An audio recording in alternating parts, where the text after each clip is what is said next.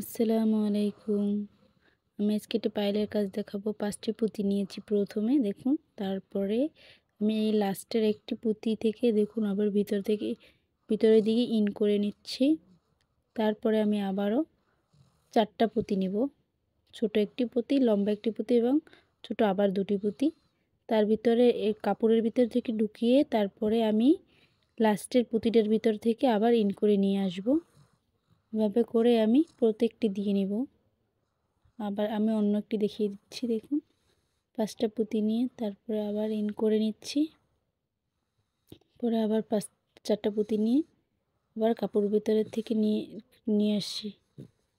দেখুন কত সুন্দর লাগতেছে এবং মধ্য থেকে আমি আবার একটি পুঁতি দিয়ে দিব কাপড়ের ভিতরে সেলাই করে। দেখুন জাস্ট একটি সেলাই দিয়ে তারপর একটা পুঁতি দিয়ে আবার একটু সেলাই করে দেব।